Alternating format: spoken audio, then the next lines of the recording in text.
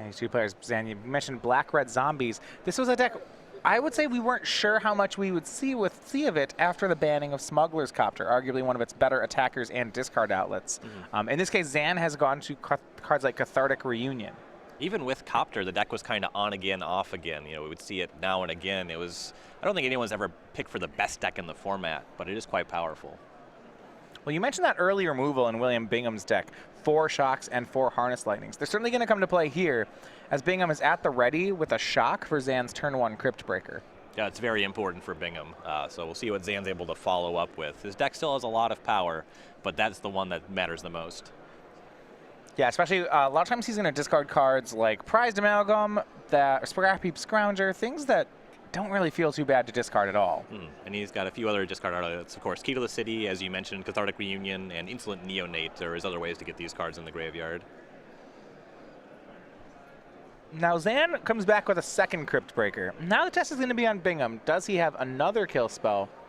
Well, he might, but his mana doesn't allow it. He's went Aether Hub on turn 1 and Evolving Wilds on turn 2. So Zan's going to get 1 activation off with this. At least 1. And frequently 1 activation is all it takes. You know, once you have Haunted Dead in your graveyard, you'll be able to discard any Prized Amalgams in your hand to it, bring that all back. This can get really scary really fast. And the thing about Crypt Breaker is even if you don't have that, once you get a couple of zombies, you start drawing extra cards. Ooh, 3rd Crypt Breaker for Zan. Remember, Crypt Breaker itself is a zombie, so he'll get the ability to tap 3 zombies to draw a card. So this is 2. He can discard 1 to make 3. Just already on next turn, he's drawing extra cards. Next turn, if he has a 4th untapped land drop, he can do an activation at the end of Bingham's turn. On his turn, make 2 activations, and then tap those 3 zombies to draw a card. That's a lot of power. I remember playing against Crypt Breakers in Limited, thinking that card was really scary. And in that part, I was just, being very honest about what I was discarding. The obvious comparison is to Pack Rat. That's a little generous. The power level is a little bit lower on Crypt Breaker, but the way that the games play out feels very similar sometimes. Yeah. Well, it's one of those cards that ignores the text, right? Once Crypt Breaker starts doing its thing, there aren't very many cards that you are going to draw and cast. Most cards just become more fuel for the Crypt Breaker. Right. And of course, the difference between Crypt Breaker and Pack Rat is once you kill the Crypt Breaker, a lot of that value goes away. Bingham chooses to get a forest with his Evolving Wilds. Now remember, this Temur Eldrazi deck is in a lot of ways a 4-color deck. It's it's blue, red, green, and then colorless. Some cards require wastes. Something that is kind of nice here, as you see Bingham, he's got a Harness Lightning at the front of his hand. He only has to use 1 energy on the Crypt Breaker, and that makes these Aether Hubs a lot better.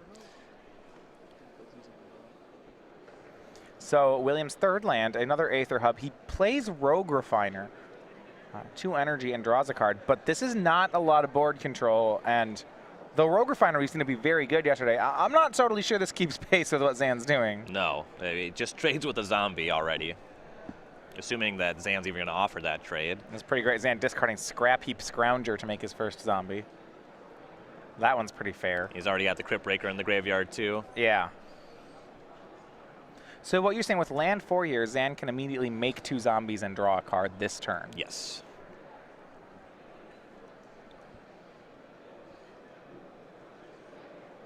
And there is land 4. And he'll just pass. Scary spot here for William Bingham. And especially, I would think, with these Crypt Breakers discarding all of Zan's hand, cards like Thought Knot Seer in William's hand may not work very well. Yeah, it does exile. He's able to catch something, but Crypt Breaker is going to discard anything he wants in his graveyard in response. Yeah, and once Zan gets empty-handed, he can draw cards in William's end step, play them. It might be hard for him to catch. William just a land and a pass. It's Evolving Wilds. Well, it looks like he has Harness Lightning and Shock in his hand. Okay, so that 2 energy he made off the Rogue Refiner was a big deal. Zan on end step, he's just going to tap the 3 zombies to draw a card. No discards to make additional zombies. In response, looks like Harness Lightning hits 1 of the Crypt Breakers. Zan's still going to get 1 card. Yep. But I'm interested to see what he does with the rest of his mana. Yeah, Shock on the other Crypt Breaker. So that cheap red removal we were talking about from William, it looks like he had lots of it. It was tricky for him to get the mana online. But Scrap Heap Scrounger jumps out of the graveyard. Modern Classic competitors, your parents for round 2 have been posted at the boards and online. Exiling away one of the 3 dead Crypt Breakers. Yeah, that Scrounger's got plenty of food. He'll be able to come back again and again. Well, fortunately for Williams' deck, he doesn't have to continue to kill it. He has a lot of cards that are just bigger than the 3/2. Right. Currently, he's just trading with his Rogue Refiner, but once he starts casting Thought-Knot Seer, Reality Smasher, kind of a non-issue. Now, first time Zan's going to go ahead and mount an attack. It's the zombie token plus the Scrap Heap Scrounger, dealing 5.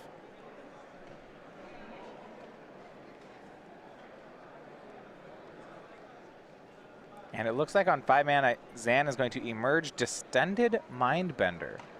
Not going to get 2 cards for it. You see Williams' hand is land 5 and then 3 Eldrazi. Yes, Thought-Knot Seer, Elder Deep Fiend, and Wretched Griff. So Wretched Griff seems like the clear worst card in the hand. So I expect that to be staying in Bingham's hand here. The Deep Fiend is the only one that profitably engages in combat with the Distended Mindbender. So there's a strong argument for taking that one. I was just going to say that Thought-Knot Seer, the 4/4 is not as scary when Zan has a 5/5 in play. Right. It is unfortunate, that it's a 4-drop and 2 higher ones, so the Descendant Mindbender is not a full hit.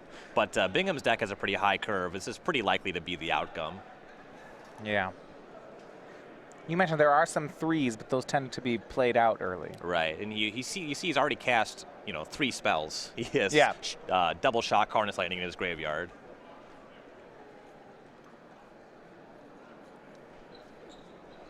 Zan does pick the largest creature here. It's going to be Elder Deep Fiend. So William will discard the 5/6. Gets to keep the other 2 Eldrazi. And remember that Scrap Heap Scrounger that was emerged off of still has 2 Crypt Breakers left in the yard to use. Yeah, that one will be back. Yeah. William Bingham, we go back to his turn. He drew a copy of Sanctum of Ugin for the turn. It's one that can be pretty good, as he does still have the Wretched Griff in hand. Yeah, that's a pretty nice one. Zan just made him discard his Elder Deep Fiend and be able to get another one of those. But if he emerges out the Wretched Griff, then he doesn't have great things to sacrifice to emerge an Elder Deep Fiend, but it doesn't take too long to find that kind of stuff. The Griff does replace itself. Any Matter Reshaper, Rogue Refiner, or Sky Spawner off the top would be great from here.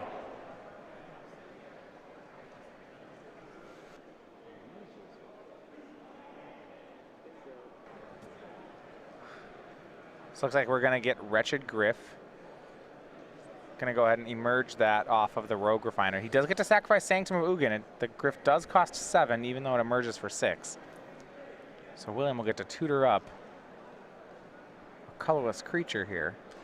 And something worth noting is Bingham has 2 Aether Hubs and then Mountain Forest. So he doesn't have access to 3 blue mana. So in this turn, he couldn't possibly Griff and then emerge Deep Fiend on Zan's turn. Right, because you need 2 double blue to emerge Elder Deep Fiend. So still a powerful card for kind of managing this board state, but some tempo loss here. Yeah, there's one basic island in Williams' hand. So it does look like on future turns he's got it covered. As you see, he still has 1 energy left for the hubs. And obviously, he played the Sanctum that turn, so the island's still in his hand. I do think it's interesting, though, that he didn't go for Thought-Knot Seer. Zan is the kind of deck that plays out his cards so early that I'm concerned that Zan's going to just play his entire hand here. Especially because he knows about Thought-Knot. Yeah. Either way, Distended Mindbender gets an attack in, bringing William down to 10 this turn. And now we see Zan starts to play out the rest of the cards. Insolent Neonate is the play. The 1-drop, actually relevant here when it comes to damage. It does have Menace. Yeah, Bingham, it's going to take him a little bit of time before he's able to have 2 creatures on the battlefield. Only access to 4 mana here. And a pass from Zan. 2 more cards in his hand. So we go back to William Bingham. Plays an island. His pick of the turn was Matter Reshaper. Always a great card to emerge off of.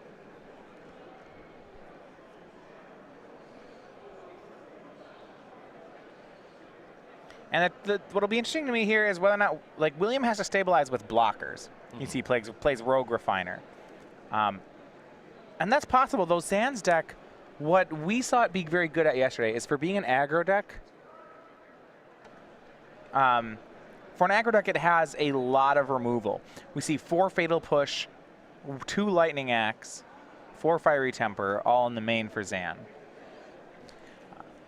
Keep in mind, Judge giving William 2 energy here. I just want to point out that because William drew the card, he automatically gets the 2 energy. He can't miss that half of the trigger. Either you get both or you get none. So once you draw the card, you're getting the other half. Right. And that energy is going to be important. He has 2 Aether Hubs up and Elder Deep Fiend in his hand. So after playing the Rogue Refiner, he just passes. Zan end step gets back the Scrap Heap Scrounger, but now William, he'll emerge off of Wretched Griff, and there's the Elder Deep Fiend. Can tap 4 things here. It looks like his tap is going to be all the dual lands and the Distended Mindbender. This makes any potential attacks from Zan a lot worse on this turn. Yeah, there's not too much he can do. Depending on what his hand is, I suppose he's just 1 removal spell away from being able to do something. If he can get that Elder Deep Fiend off the board, though, that's not something his deck does very easily. Well, the big breaker in Zan's deck, you know, he has some early stuff that matters a lot, but the most important card in his deck is Voldaren Pariah. Yeah, that's great against Eldrazi. And for Bingham, tapping down those lands on Zan's side, that's going to put him off of Pariah on this turn. But even next turn, if Bingham only commits 1 more creature, Zan can just Plague Wind him with Pariah. Yeah, William would have to hope to catch it with his Thought-Knot Seer. Right. So there's 3 Pariahs in Zan's deck. His other late game card, and we saw this win him a game yesterday, 2 copies of the card Key to the City he could also draw to. Yep. And look at this. Zan's actually, he's going to swing into this. You said that this was, you mentioned this is a dicey looking attack.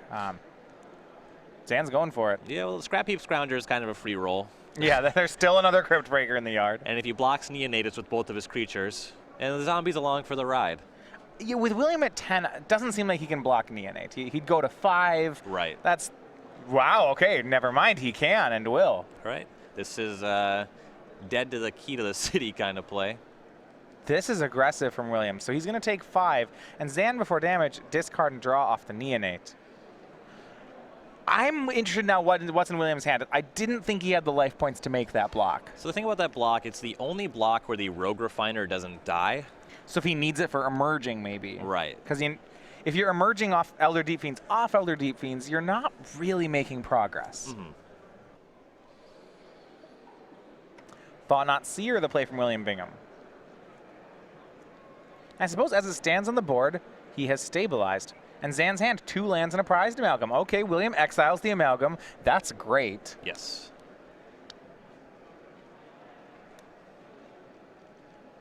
And his hand, looks like he has 2 Matter Shapers left. So we go back to Zan, and as it stands now, William is safe. That play last turn actually looking like, yeah, okay, I can get behind it. Yeah.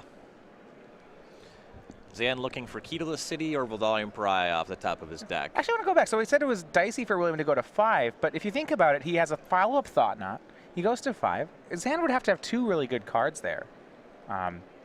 Maybe this outcome of where William stabilizes was pretty likely. Sure. Elder Deep Fiend will attack.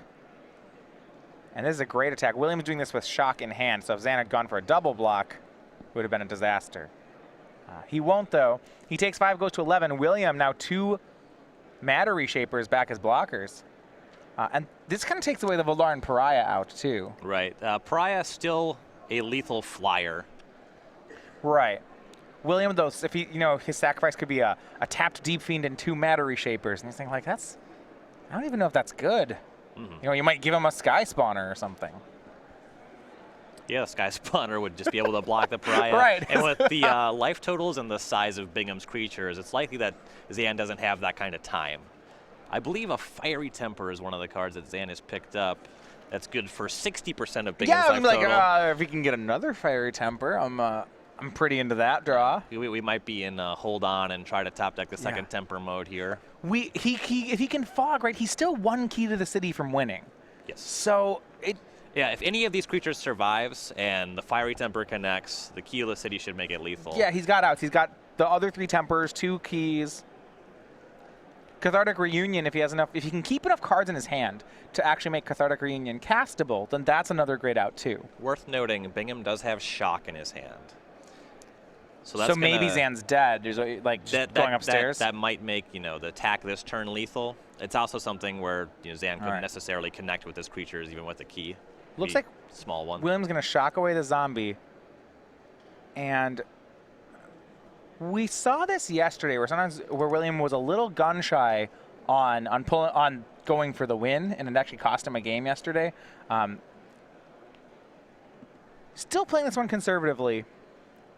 Swings, gets 5 damage in, Matter Shaper turns into Botanical Sanctum. But if he's had a Deep Fiend in hand, this is great.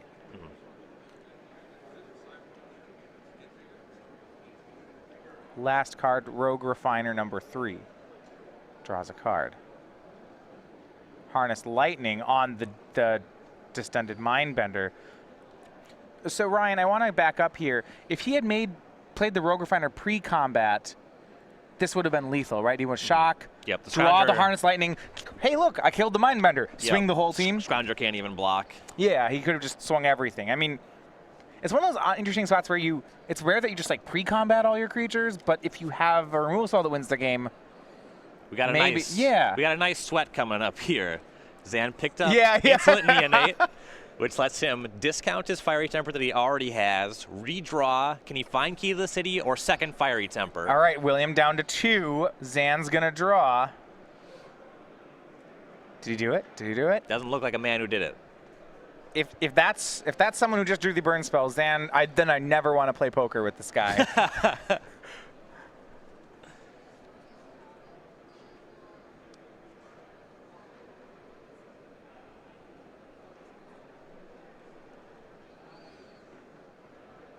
All right, here's the out. Maybe he doesn't block. Scrounger swings. It's looking like he saw it, though. Good. I like this. No, this is excellent by William. Just block with everything. Yeah, nothing can go wrong if you do this. Not even putting the Thought-Knot Seer in combat, less Zan draws a card somehow. I don't know if he had Necrobite. Then you get all 3 of them. I don't think that card's legal right now, though. It trades with Rogue Refiner.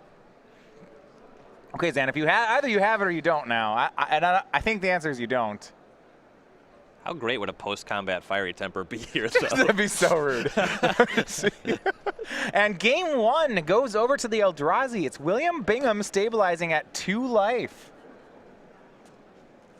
Yeah, Zan even had an unchecked Crypt Breaker for a turn. He was able to draw 1 card off of it. Of course, Bingham was able to answer all 3 of them after that point. The 4 shocks plus 4 Harness Lightnings looks really good on Bingham's side, and they did a lot of work there. They're not good once Zan really gets the ball rolling. He didn't have any prized amalgams that game. So he was just kind of scroungering for minimal value. But against just Crypt Breaker, those are going to clean up nicely. All right, so we're going to go look at the sideboards of both players. Starting on Zan Syed's deck, he's got 4 copies of Transgress the Mind. And why don't we just start there? That hits nearly every card in William's deck. The overwhelming majority of Bingham's spells can be hit by Transgress the Mind. Yeah, so I would think that seems like a winner to me. Yes. All right, but other things he can do. 2 Collective Brutalities, 2 Lost Legacy, 2 copies of Kalitas, the Trader of Get, 2 Release the Gremlins. That's not great because William's not playing artifacts. 2 Chandras, and then a second Distended Mindbender. I like the second Distended Mindbender a lot. That can get some of these huge spells out of Bingham's hand, so that's nice. There's an argument and a temptation to bring in Chandra Torch of Defiance. It's a really good follow-up when your opponent casts Thought-Knot Seer, but against most of Bingham's creatures, it's not a very good removal spell. Like, there's that 3-drop problem, right, which the control decks are having, like Rogue Refiner, Matter Reshaper. I don't really want to kill these. Yeah, I'm primarily just interested in these discard spells, the Transgresses and the Descended Mindbender. You're not going as far as to discard as to play Lost Legacy, are you? I don't think so. There's so much interchangeable stuff that's all just huge creatures. You can theoretically Lost Legacy Elder Deep Fiend. Yeah, that would be the one you'd get. I don't know. I'm not that into it. Keep in mind, William's deck, despite being a Temur Eldrazi deck, doesn't have any copies of Kozilek's Return in the 75. So I remember when you used to see these Temerge decks. It would be you know, the Kozak's Return plus Deep Fiend setup would be really fantastic against this black-red deck. That's not there anymore. Something that's nice about Zan's deck, he has kind of like this blue-green madness or like Force of Will thing with his cards, where when they're good, you cast them, and if they're bad, you just discard them. All right, on William Bingham's side, he's got some more removal of his own. He's got 2 copies of Incendiary Flow. He also has Barrel's Expertise, Natural State, Negate to Unsubstantiate, that's the bounce spell, Chandra, Torch of Defiance, a Jace, a Release the Gremlins, Sky Sovereign, which single-handedly won him his match yesterday, and then World Breaker. I like Incendiary Flow a lot. Yep, yeah, more of the little removal. A lot of good hits here. I think Unsubstantiate is kind of clunky. It's fine for slowing him down. I'm not really in love with the card. Bingham's Chandra looks better than Zan's. Is it good enough to play it? I don't know. It's hard. I think it's a little slow, but I think it's generally fine. There's a decent argument for World Breaker. I don't like just answers to Key to the City, but when they're attached to a giant recursive monster, seems I wouldn't okay. mind having an answer to Key boarded in. Right. Right. Players are going to get ready for game number 2. Now, new to the SCG Tour in 2016 is the Infinite Challenge package, and this is at every single Open. So what it is, if maybe the main event is not in the format that you'd like, but you want to come out and play some Magic, we have now the Infinite Challenge every weekend. So this is an $80 2-day bracelet, which gets you entry into every single challenge event all weekend long. And what are challenge events? They are 4-round side events in all different formats: Standard, Modern, Legacy. And on top of that, you do get one of the 3 exclusive playmats here for playing in them. So it's another way to get it without playing the main event. You can find out more and look at all the side event schedules for these events at starcitygames.com/schedule. You pay a finite amount of dollars, and you get infinite value. Yeah, that is... That is nice.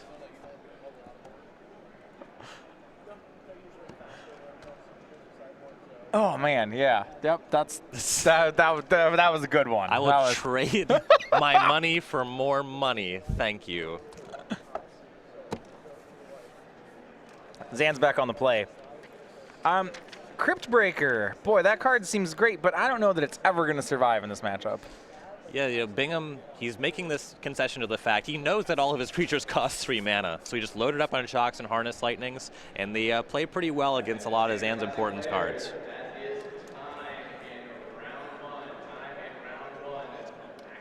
Actually, I was a fan of the Black-Red Zombies deck yesterday from Zan, watching it play. I was thinking that's high on the list of things I want to play going forward. The Paradoxical Outcome deck that won round 1, that's like obviously number 1. Yeah. Ended up 3 and 4, did not make day 2, but it had a glorious round 1. You're going to want to catch that one. It'll be on YouTube this week if you didn't see it yesterday. That was a fun match. I like a lot of the invitation. Andrew Jessup just didn't know what hit him. Yeah, the Inspiring Statuary plus Barrel's Expertise. That's so good. That's so good. Allows you to cast your Aetherflux Reservoir for 2 blue mana. Well, yeah, so what was it? He had played the Inspiring Statuary. So if you didn't catch this was a mono-blue combo deck. Played Inspiring Statuary. The next turn, a bunch of Ornithopters, and tap a blue, Paradoxical Outcome them all. Draw a bunch of cards. Then play some Ornithopters, tap 2 blue, Barrel's Expertise bouncing all my Ornithopters, play Aetherflux Reservoir for free. Well, unfortunately, I played like 8 spells this turn. So then play a bunch of Ornithopters, deal 50. 50 was higher than Jessup's life total. Right. I was like, man, this deck's great. All we have to do is if our opponent lets us just play out 6 islands without killing us, we're going to win. All right, Zan has kept a 6 on the plays for the second game here. These players, one of the 9 players tied for first on the standings, 8 and 1 on day 1. Of course, the big name there, Brennan DeCandio, 8 and 1. Something about a hat. Hold on to your hats. Zan's gonna play Cathartic Reunion, turn 2. This is one of the additions to the deck. A lot of value in the card. There are some hands that make these discard questions very easy. If you're loaded up on Prized Amalgam, Scrapheap Scrounger, Haunted Dead, Zan does not have one of those hands. No, he discards Swamp and Fatal Push. And I'm actually somewhat surprised to see Fatal Push still in the deck right now. Yeah, you have to be able to trigger Revolt to kill basically all of Bingham's creatures. He does have 4 metallic mimics. Zan didn't see any in game 1. I don't know how much he knows about Bingham's deck. Obviously, metallic mimics in the deck, right? You know, Sure, you could just guess it. Look at all those Eldrazi. Especially this early in the format, it's hard where you don't know your opponent's deck list. I guess when you can revolt it and hit Thought-Knot Seer, it's a really strong card. Yes. All right, but that, though there was no graveyard value, the Cathartic Union did a great job of setting up Zan's hand. He'll play a Scrap Heap Scrounger here. No third land, though. He does, and he just has to pass.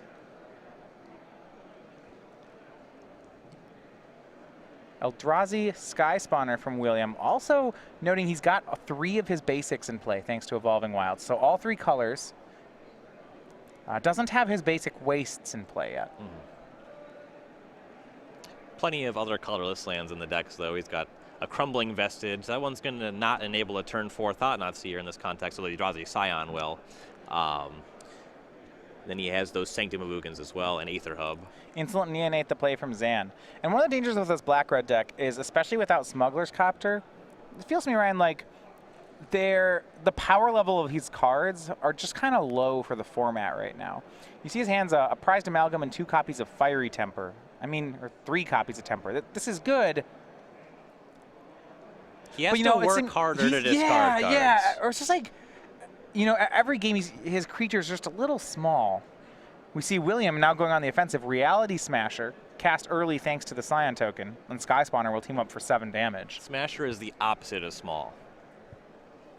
Yeah. I believe large. Large would be the word we're looking for. Apt. Zan down to 13. Draw. That looks like a second red source. He could definitely use that right now, especially with the triple Fiery Temper in hand. He's running this issue where he wants to discard all the cards in his hand, and doesn't have the outlet to do it. Swings for 4. Well, if he has double Fiery Temper, he can discard 1 to the Neonate, target the Reality Smasher. That will force him to discard the other one. He doesn't have double red yet, but that is really sweet. Well, he has a red source in hand, doesn't he? If it's Foreboding Ruins, that's a real bummer. I think it's Foreboding Ruins. We'll see. Yeah, Neonate discards Fiery Temper, getting Eldrazi Sky Spawner. And then draws the basic mountain. Oh, no. Oh, Zan. It could have been so great. Yeah, it is Foreboding Ruins, so that's why he couldn't make the play. That's a bummer. Hand remaining is a mountain and double Temper and a Prized Amalgam. Because he has a basic mountain, he actually can run that play next turn. It's right. Pay for 1 Temper, discard the other Temper. Madness right. That. And then he but then he has something to else. he has to still discard another card. Like, what are the odds that Zan is another card he wants to discard? Well, he has a Prized Amalgam. That one's pretty good. Smasher puts Zan down to 8, and William follows up with a Matter Shaper. Of course, yeah. Zan's life is getting quite low. Yeah. So the issue here is he can kill Reality Smasher, but then what? I mean, we're not out of the woods. Like, Zan's losing this race. Right. Scrap Heap Scrounger swings. Will William take the trade? He will. Matter Shaper turns into Matter Shaper. I love it. I love it. Speaking of infinite value engines, just rebuilds itself. I said that before. It always reminds me of, like, in Mario, the little guys you jump on, and then they just turn to a pile of bones, and they turn back into the Koopa. Yeah, dry bones. Yeah, you can never kill him. That was so messed up. Every time I see that play, that's what I'm thinking of. I'm like, man, it's the skeleton Koopa. Zan down to 3 on a hit from Reality Smasher. It's okay. Skeleton Koopa wasn't very smart. You just run by him. That was the trick. It wasn't much into pursuit. Thought-Knot Seer looking like it's going to take apart the last pieces of Zan's hand. Swamp, Prized Amalgam, Fiery Temper. William looking at this, and yeah, he's got this one. Zan's deck is all about high synergies. He doesn't really have much in the way of high impact cards that he can top deck. You can get back this Scrap Heap Scrounger. That's not going to block, and it's not going to deal 13. Game and match go over to William, Bingham, and Teamer Eldrazi staying atop of the standings here. Yeah, Zan's mulligan really didn't pan out there. He had a Cathartic Reunion where he just kind of discarded land and a spell that was castable but didn't do anything in the graveyard. This deck really wants to have that Haunted Dead very early that he can discard, even just Scrap Heap Scrounger, and his hand didn't especially come together even with the 3 extra cards off the reunion. Yeah, so I really like the Black-Red Zombies deck as far as how it's positioned this weekend. Against these Black-Green decks, attacking and using graveyard value, those are things I'm really into right now. So I like his deck. I am worried after watching that match. After watching the match, I'm worried that, like I said, kind of the cards, though they're like